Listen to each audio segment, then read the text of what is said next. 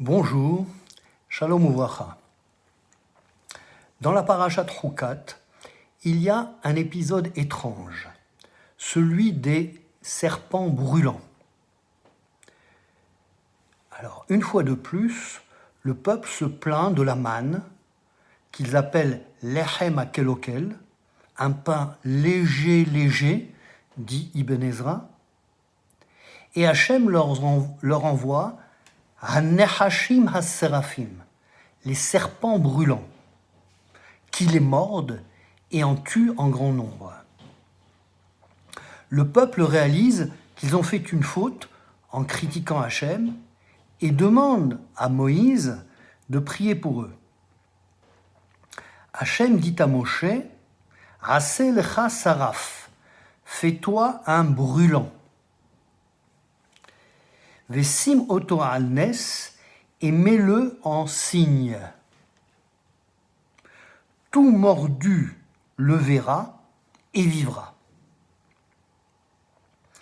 Et Moshe fait un nahash nehoshet, un serpent serpentant en airain, et il le met sur une perche. Moshe a inventé ici le caducée, le bâton d'Esculape, symbole de la médecine. Du poison vient le remède. Les traductions considèrent que Nehashim et Séraphim sont synonymes. Or, ils renvoient à deux choses complètement différentes. Le serpent nous ramène au serpent primordial, celui qui a convaincu Ève que la connaissance peut être mangée, et qui lui promet « Vous serez comme des Elohim ». Vihitem kelokim, des dieux, des anges. D'un autre côté, les séraphim apparaissent dans la vision d'Isaïe, chapitre 6. Ce sont des créatures de feu qui ont 6 ailes, peut-être des espèces de dragons. Et ils proclament « Kadosh, Kadosh, Kadosh », Saint, Saint, Saint, l'Éternel des cohortes célestes. Toute la terre est pleine de sa gloire. Isaïe est terrifié. Il se sent inapte. Ses lèvres sont impures. Alors un des séraphim vole vers lui et lui purifie la bouche à l'aide d'une braise ardente, afin qu'il puisse recevoir la parole d'Hachem. Ces 3 histoires tournent autour de la bouche. Ce qu'on y met, de la manne, nourriture des anges d'après les Téhilim, ou une nourriture plus matérielle que veut le peuple. Le fruit de la connaissance dans Béréchit, ou une braise ardente dans Isaïe. Et également, ça parle de ce qui en sort. Les plaintes du peuple dans notre texte, la tromperie du serpent de Béréchit, ou la parole d'Hachem pour le prophète.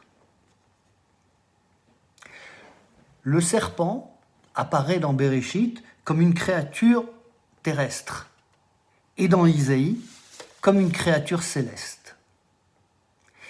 Eh bien, dans notre texte, les deux apparaissent.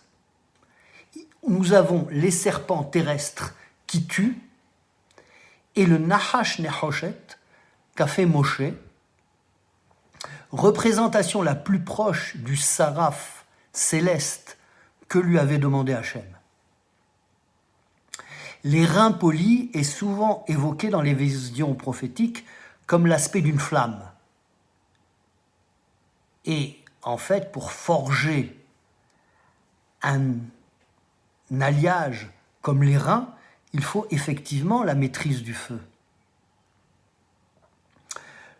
Le saraf purifie Isaïe par le feu et guérit ceux mordus par les serpents.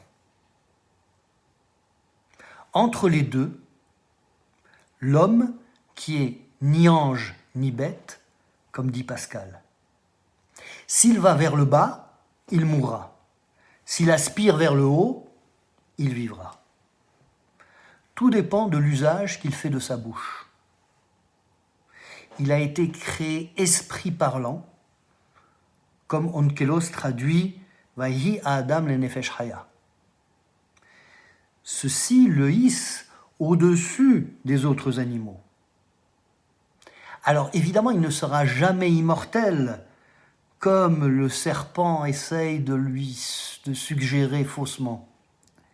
Mais s'il utilise bien le langage, il peut atteindre un niveau de connaissance qui le place un tout petit peu au-dessous d'Elohim, des anges, et le couronne de gloire et d'honneur, comme le dit le psaume 8. Si nous purifions notre bouche avec une nourriture bénie, si nous la remplissons de paroles de Torah, qui est l'arbre de vie, il n'y aura pas de place pour la médisance, pour la tromperie, pour les récriminations. Et la terre sera pleine de la connaissance d'Hachem, comme les eaux recouvrent la mer. Isaïe chapitre 11, verset 9. Shabbat Shalom.